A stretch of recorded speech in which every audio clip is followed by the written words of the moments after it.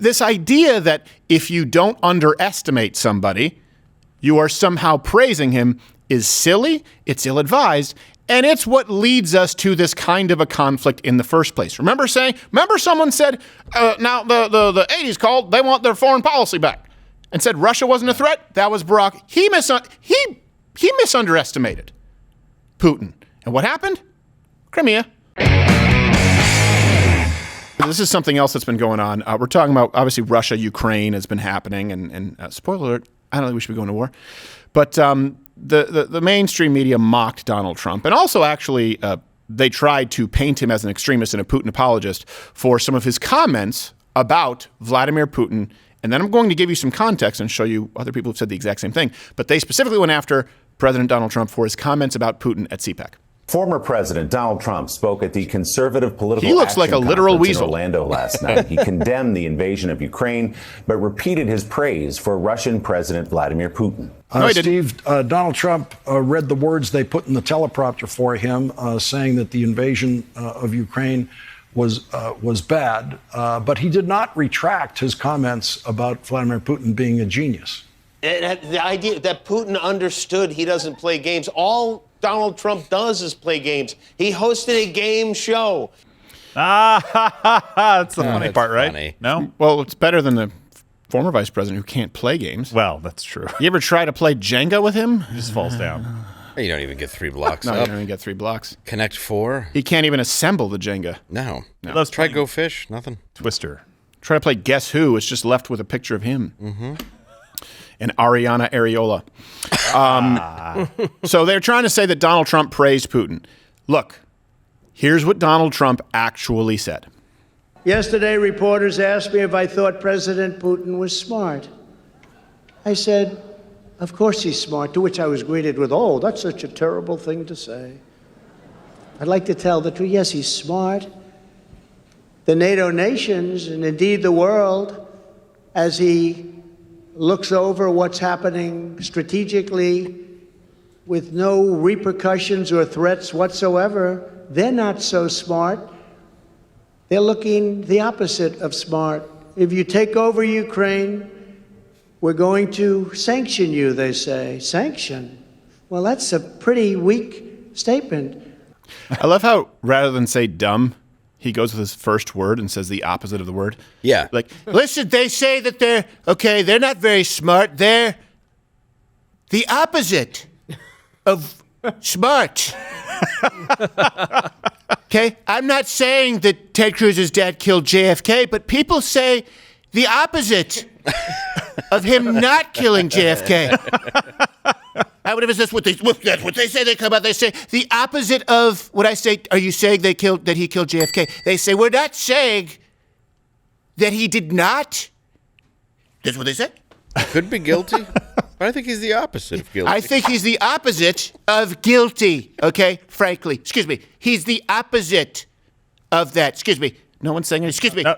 He just says it for fun. Why is it a bad thing to say somebody is smart or shrewd? That's not praising them. That is just calling it like you see it. They could be an evil genius. Yeah. You ever heard the phrase? Yeah. Well, I say you're smart all the time. Yeah. Well, Well, he rose to power, and he's yeah. yeah. I mean, he's obviously He's worth tens of billions. He's one of the dollars. wealthiest people in the history of the world. He basically got rid of all the legislative power that existed in his country, and he just I'm pretty sure he's had people whacked. Oh, and they'd like him to call him stupid? Yes. That would be the defense? Yeah. Oh, yeah. He's just a dummy. Right. If he called him stupid, they would talk about Donald Trump underestimated. Now, here's the thing.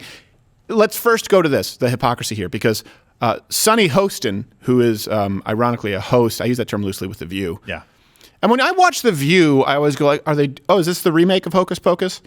Is her name spelled Sunny, like S-U-N-N-Y? Yes. Ugh. Yeah, Sonny. Sonny. I don't know, that hurts. It does hurt, but Sonny. Usually, if it's like Sunny Green with an maybe O. she'll go skiing. Yeah. We can. Branches crossed. Yeah. All right. Sonny Hostin of View said the exact same thing. a strategic move by Putin. I understand that people say he's a maniac, but maybe he's this kind of smart maniac, a genocidal maniac. Because when you take over a non-working nuclear plant, but there's nuclear fuel inside, and amidst the threats that he has made about nuclear war and taking this nuclear, I think he's sending the message to everyone that not only can this get worse, it will get worse. You know what's not smart is the Bridget Nielsen shoulder pads, okay? So you might think it's smart, but it's the opposite of that. Looking like you're on a chain gang in Yes. the 1950s. Did she just say that he needed the nuclear fuel basically to make a threat to us when he has, I don't know, thousands Nuclear- of ICBMs? Yeah, he has nuclear weapons. Maybe not thousands, hundreds at the very That's what's going to least. push him over the Yeah. edge, is Hey! getting nuclear fuel in Ukraine. All we have to do is Ukraine. go over here to Chernobyl, just free fuel. Yes. It's like, well, you have all of these. No, it's the Chernobyl stuff. That's the good stuff. It's like, do you really think we need that, great president, great leader Putin? Because we do have enough nuclear bombs to blow up country like Skynet 5 times over. Better play it safe. Yeah, table is Go so get one long. more. All buttons for all bombs go on table. That's why it is so That's long. it. You hit every button. I even have a song about it, so I remember. All buttons go on table. I like the shish kebab because the beef have good flavor. And I push it. Table is big. Table is big. That's too. Also That's also, yes, that's the refrain. It's big table. It's a refrain to my bomb song. Now, Sunny Hostin, to be fair, her comments actually, I don't say to be fair, caused Joy Behar to have a very dramatic reaction.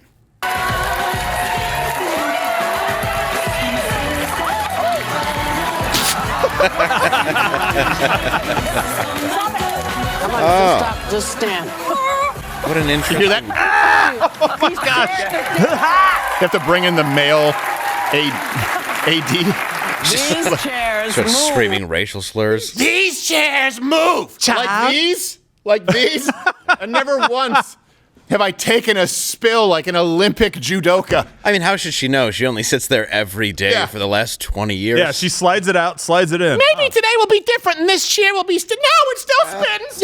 No. I just wanted to see the actual fall, though. I was really hoping there was, behind the scenes footage, and we could slow it down. We're all strong women. Oh, I fell on the chair that swivels every day. Please get a man to help me. Oh, help me up. Get a man. Oh, I've fallen. I broke my glasses. They broke my glasses. My shoes fell off. Like Peggy from Lord of the Flies. Someone steals her glasses and using it to make fire. Well, I can't see without my glasses. I was hurt, my feelings and my face. Usually only my views are myopic. Now, here's the thing. He's saying that President Donald Trump is saying that Putin is smart. And if you listen to the comments, he's saying, sanctions that don't mean anything without any teeth. He's obviously implying that if you're going to take actions against Putin, they should be more severe. That's not a guy who's saying, hey, I love Putin. You don't say, hey, I want my friend to feel the full brunt of international military force. You don't say that. What he's saying is this is a guy who's pretty smart. This is a guy who thinks ahead. This is someone who you shouldn't underestimate. Look, was Hitler dumb? I don't like Hitler. I'm saying this Not because... according to my tattoos. Not according to yours. Jeez. Which, by the way, we shouldn't have that on the chest. So let's just turn it into... Let's turn it into a peace symbol doing cartwheels. Okay. Can I make it a kite? Yes. It is one of those issues where... Why would you ever underestimate somebody? Hitler, of all the issues that I have with Hitler, him having a low IQ is not, it's not at the top of my list. I think you have to be sharp enough to commit a genocide like that. And I think you have to be sharp enough, like Stalin, to effectively commit genocide, just based on class as opposed to based on a specific race or ethnicity of people. So this idea that if you don't underestimate somebody, you are somehow praising him is silly, it's ill-advised, and it's what leads us to this kind of a conflict in the first place. Remember someone said, now the 80s called, they want their foreign policy back, and said Russia wasn't a threat? That was Barack. He misunderestimated Putin. And what happened? Crimea. Yeah. Right? What happened? Joe Biden? Yeah. What happened? Okay, Ukraine. We had Georgia under George W. Bush. The only president who you can think of is the only president who praised Putin's intellect, not his moral fiber, is the only period of time where Putin didn't act up. Also, this is a good parallel here is you see this with athletes. And the athletes who you see that stay at the top of their game for a very, very long time, meaning consistency, which is important. I always judge athletes when people say who's the best. I think you have to look at people who are consistently the best over a period of time. So I think, for example, in mixed martial arts, that would be Georges St. Pierre. He was constantly emphatic about not underestimating his opponents. I got humiliated, and I've learned from that mistake because it taught me that I should never underestimate anybody. There you go. Now, Georges St. Pierre is a perfect example. He was not. A lot of people say he wasn't the best because he didn't have the crazy knockouts that like Anderson Silva did. Well, no, he wasn't the natural athlete. He didn't have all of these great attributes. He wasn't that big for a welterweight. But guess what? He came in. The one thing that athlete, for people who don't know or follow MMA, do research. He was known for having a master game plan. He was able to take all of his opponents, who arguably could have been better fighters, to the place where they were weakest, because he would definitely take account of where are they strongest. Okay, this is where they are most capable. Don't underestimate that. This guy has really solid. I better take him down to the ground and put him where he's weakest and use my advantages. That's why you have to accurately analyze and assess your enemies. And of course, Putin is an enemy. This is a perfect example of why people don't trust the media. Don't blame Donald Trump or us for sowing mistrust in the institutions when you are blaming and raking President Trump over the coals simply for saying, don't underestimate this guy. He's pretty smart. And you obviously all agree with it because you're pretty pissed off about the situation in the Ukraine. Yeah, and he's pretty well sized up his opponents in the world, too, knowing that they're not really going to do anything. All of the buttons fit on that table. Every table has to fit all the buttons, just in case. You never know when it's going to happen. But he knows what the world's going to do, and he does it anyway because he's like, hey, I know exactly what they're going to do. I'm not underestimating my opponents at all. And I'm not praising him for that. That's not praising him. That's having a fair understanding of who you're dealing with. Yeah. You know who never underestimated his opponents? Putin. Putin looked at Trump. Putin had to deal with Trump. And despite the media lying about Russiagate and Russian spies and stealing the election, guess what? Putin saw something in President Trump that he didn't want to play with. He said, I'm going to wait this out. He didn't see that in Barack Obama, and he certainly doesn't see that in President Joe Biden. He saw President Joe Biden as weak enough that he could make a move. And guess what? Here we are. Can we admonish him? And Trump knew how to deal with an egomaniac. Yeah. Because he's been in this business for how long? Right. Where he knew how to talk to him. It's why he said, he says the opposite. Right. It's so he never hears the word dumb. He only hears smart in reference to him. It's a good point. I mean, it makes perfect sense, though. Yeah. It's also, Bill Maher was kicked off of Politically Incorrect. They canceled that show over a similar comment about the World Trade Center. And it kind of shows you that the people in charge of television and media and everything, they've always been about the divide, regardless of political stance. And that's kind of frightening to me, because he said the same thing where he's like, you can say that they're cowards or whatever, but you do have to worry about them. Oh, which reminds me, actually, if we can have the control room bring up, we got fact-checked by Reuters, and that is actually a great point. Seriously? The political divide. Yeah, fact-checked on something that we never actually said. So cool. We'll go back. And I would love for you guys, comment. That's one of the best things you can do for the algorithm. Comment on if you think that Donald Trump is cheering Vladimir Putin, or if you think that he's a supporter of Vladimir Putin. I'm willing to bet that I kind of know the answer. But why do you think Donald Trump was saying what he said? And why is it different than when someone on The View says it? This is something that if you were an alien and you landed on this planet, you wouldn't be able to make sense of it. No. Watch Louder with Crowder live, Monday through Thursday, 10 a.m. Eastern.